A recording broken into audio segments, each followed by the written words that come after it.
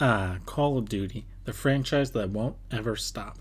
I don't think it'll ever die, no matter how bad the quality is. Good thing we can always play the classics. So whip out your 360 no scopes. This time I got Call of Duty Modern Warfare 2 for the Xbox 360. Like I said in review 31 when I was talking about World at War, I'm feeling the Call of Duty juices pumping, and I just had to get my fix. And what better way to do it than with Modern Warfare 2, one of the most important, influential, and controversial video games of the first-person shooter genre. I'd place this game firmly in the middle of Call of Duty's golden age, where they were releasing hit after hit after hit. Nothing could stop them. And going into this review, I believe this to be the greatest Call of Duty game ever made, so let's see how it holds up. The story picks up where Call of Duty 4 left off, with familiar characters such as Captain Price, Soap, and Ghost reappearing, which this didn't happen very much in first-person shooter games, and certainly not in a Call of Duty game. There weren't many sequels because not many shooters told an original story that wasn't based off a World War II setting. I mean, if you think about it, in a World War II game, after you're done, World War II's over, so, pack your bags, get out of here, war's over. Let's get this out of the way right now. I find zero issue with the no Russian mission. For those who don't know, it's an infamous mission that sparked controversy over the influence of video games in pop culture. This is because in the mission, No Russian, the player goes undercover in a Russian terrorist group while they terrorize an airport. The mission was so controversial because the terrorists you were with were shooting innocent civilians, unarmed civilians, in an airport, which the game released less than a decade after 9/11, so emotions were running high for people that saw a similar situation. But I feel like the game did two things that saved it in this department. And the first is that the mission is completely optional. You can skip it, no backlash.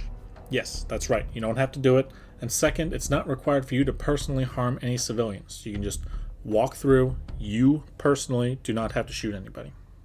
And playing through this game again after a decade after I beat this mission, it gives me the chills. I mean, playing World at War, it showcased some dark natures of war, but this mission really brings it home to the 21st century. There's some truly awful things that can happen any given place, any given time, unfortunately. While the campaign is overall solid, it can be a little hit or miss with me. The missions with the SAS are amazing. It feels like a high-budget action movie. It's full of iconic characters, memorable moments, and the storyline continued from Call of Duty 4. It's all you could ask for. And then there's the Army Ranger storyline and missions, which are they're also there. It almost feels like a completely different game, to be honest. I get that Infinity Ward was probably given a set of missions that they had to do, and the two theaters of war during World War II was still present from the World War II games, but it just felt like a waste playing those missions. And like I said, the campaign was solid in spite of those Ranger missions, but the one level, if you could call it a level, that I absolutely love is the museum. You get to see all the set pieces that you just played through, all the characters, all the enemies in their natural state, and stuff to just pick up. You can hit the do not touch button and it brings everybody to life. It's a feature I never knew I wanted, and it's a shame it never ever came back in Call of Duty, at least to my knowledge. Unlike the other two Call of Duties I've reviewed so far, I could actually play the online multiplayer. And you know what? It was still really fun. I feel like a majority of the Call of Duty hardcore fans debate over Black Ops 2 and Modern Warfare 2 for having the best multiplayer, and while I love both of them and they're personally at the top of my list, Modern Warfare 2 just has the edge in my mind for being the best of the best. Well, there's still the obvious overpowered stuff like the GOAT status 1887 pre-patch shotguns and the intervention 360 no scope quick scoping for days. There was a balance to the game that really hasn't been matched in a Call of Duty game. Every gun had its place in the sandbox, and while there were still those that rose to the top, there wasn't anything you couldn't downright be decent with. Even the sidearms could do some damage. While there were so many advancements made to the Call of Duty formula, such as customizable kill streaks including the nuke, let's take off the rose-colored glasses for a second. One-man army with grenade launchers was one of the most toxic setups of all time. Commando Pro had a crazy lunge range, and with a tack knife, it was a little broken. And previously mentioned, the 1887 shotguns were crazy overpowered, and they had to get nerfed. That never happened in those days. And while it was fun to use, it was a bummer to get killed by over and over again. Well, this seems like a complete Call of Duty experience. Oh, wait!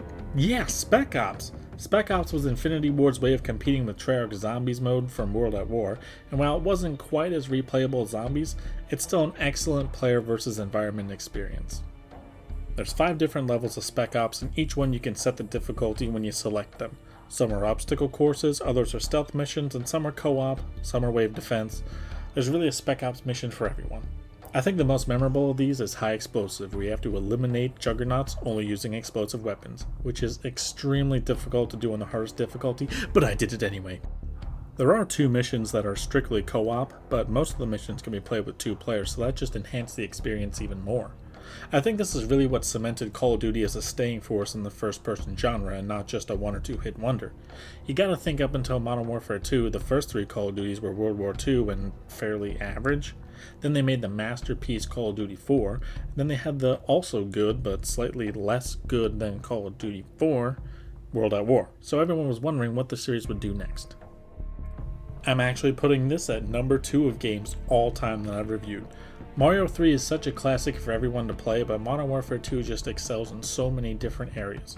It's definitely better than World at War, and while the campaign might not be quite as good as Call of Duty 4, it does enough while excelling with the multiplayer both in the classic 6v6 and the Spec Ops to put it above Call of Duty 4. Another Call of Duty down, only like a dozen or so more to go, so it'd be fun to play through all of them again, so hopefully I can keep this up every 10 reviews or so. Thanks for watching, hope you enjoyed. Coming out with another review soon, so see you then.